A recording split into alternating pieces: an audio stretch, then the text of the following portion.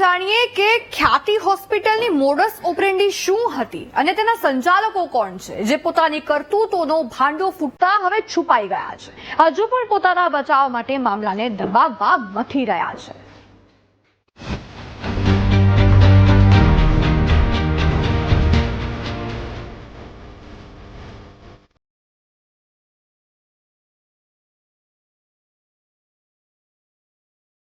એક જ દિવસમાં 19 લોકોની જિંદગી પર કાતર ફેરવી.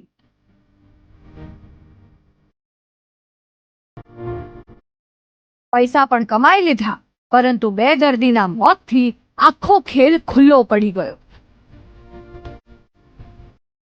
ખ્યાતિ હોસ્પિટલમાં કામ કરતા તમામ તબીબો ગાયબ થઈ ગયા છે.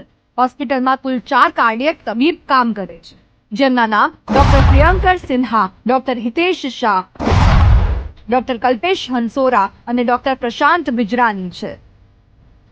આ 4 તબીબોમાંથી ડોક્ટર પ્રશાંત બિજરાનીએ મૃતક દર્દીઓના ઓપરેશન કર્યા હતા. આ કાંડ પછી માત્ર તબીબો જ નહીં, હોસ્પિટલના માલિક અને ડાયરેક્ટરો પણ ફરાર છે. વિડીયોમાં તમે જે વ્યક્તિને જોઈ રહ્યા છો તેનું નામ છે કાર્તિક પટેલ અને આ કાર્તિક પટેલ જ ખ્યાતિ હોસ્પિટલના માલિક છે, પરંતુ તે ગાયબ છે. તેની સાથે સાથે હોસ્પિટલના ડાયરેક્ટર ડોક્ટર સંજય પટોલિયા અને રાજશ્રી કોઠારી પણ ગાયબ છે. જ્યારે આ ઘટના પછી માત્ર એક ડાયરેક્ટર ચિરાગ રાજપૂત જ સામે આવ્યા છે, જેમણે પણ પોલીસ તપાસ કરી રહી છે તેવું કહી છટકબારી શોધી. આપણે પોલીસ તપાસ ચાલુ છે અને વધારે ડિટેલ તમને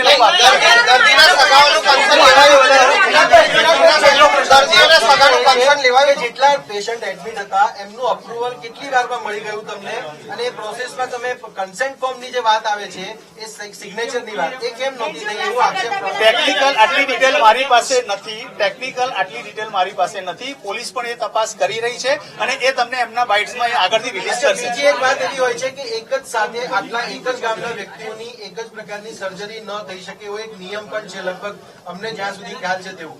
તો આવી પ્રકારની કોઈ આવો નિયમ મારા જાણવા નથી, પણ હશે તો એ પોલીસ હશે એ આપણને જણાવશે અને આપણે એમના અધિકારીને એ પ્રમાણે ચેક કરીને એમને રિપ્લાય કરીશું. કૌભાંડીઓ કૌભાંડ કરી કોઈનો જીવ લઈ લે ત્યાં સુધી ખોટું બોલે છે.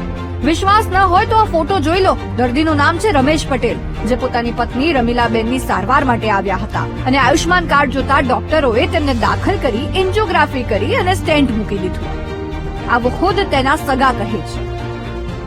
મારી મમ્મીના રિપોર્ટ કાઢ્યો છે, એમને થોડો પ્રોબ્લેમ લાગ્યો હશે તો એમને કીધું તમે ત્યાં હોસ્પિટલ આવો, તમને બસ લેવા આવશે અને ત્યાં મૂકવા બી આવશે અને તમારા રિપોર્ટ બધા ત્યાં નીકાળવામાં આવશે, બરાબર. એટલે મારા પપ્પા મારી મમ્મીની હેલ્પ માટે રિપોર્ટ માટે એ અહીંયા હોસ્પિટલ લઈને ગઈકાલે આવ્યા હતા.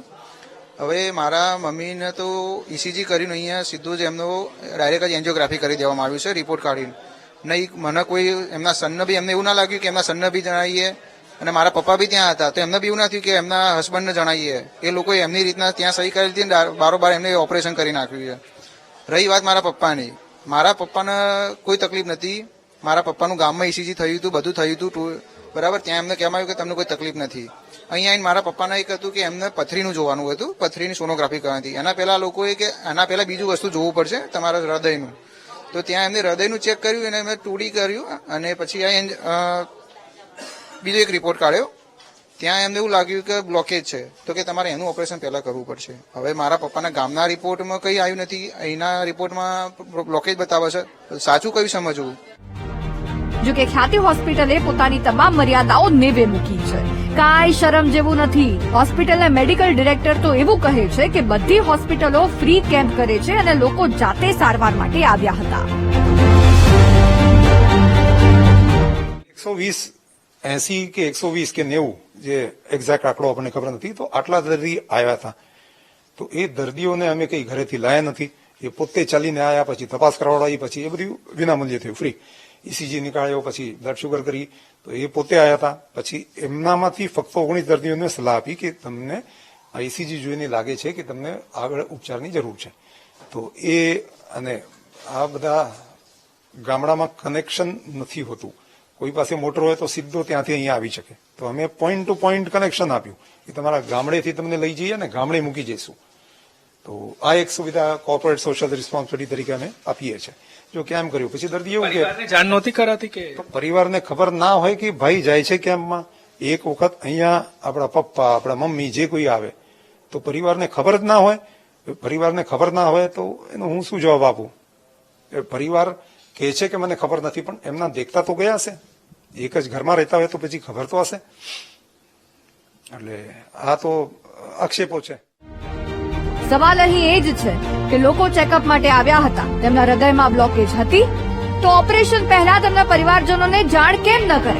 કાંડ સામે આવ્યા પછી બહાના કાઢવામાં તો એક્સપર્ટ છે હોસ્પિટલના સંચાલકો. પૈસા કમાવાનો ખેલ બધાને દેખાય છે અને ખ્યાતિ હોસ્પિટલના સત્તાધીશો કહે છે અમે તો સેવા કરીએ છીએ, થોડી તો શરમ કરો. અને સેવા નહીં, મેવા મેળવવાની જીવલેણ કરતૂત કહેવાય. જેણે પોતાના સ્વજનો ગુમાવ્યા છે તેને પૂછો કે શું થયું છે. ચેકઅપ કરાવવા માટે આવ્યા અને સીધા જ ઓપરેશન કરી નાખવામાં આવ્યા, ચૂથી નાખવામાં આવ્યું એનું શરીર. જ્યારે ચોરી પકડાઈ તો બધા નાસી ગયા અને હવે પાછા એમ કહે છે કે હોસ્પિટલે કોઈ કૌભાંડ જ નથી કર્યું, અમે તો સેવા કરી રહ્યા છીએ.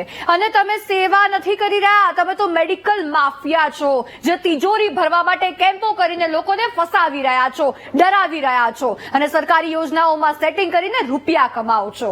રૂપિયા કમાવ તેનો પણ વાંધો નથી, પરંતુ બીમાર નથી તેના પણ ઓપરેશન કરી રહ્યા છો અને જિંદગી સાથે રમત કરી રહ્યા છો. તમે તો ગુંડાઓથી પણ બદતર છો, એવા માફિયા છો જે લોકોને સારવારના નામે કાપી રહ્યા છે, મારી રહ્યા છે, લૂંટી રહ્યા છે.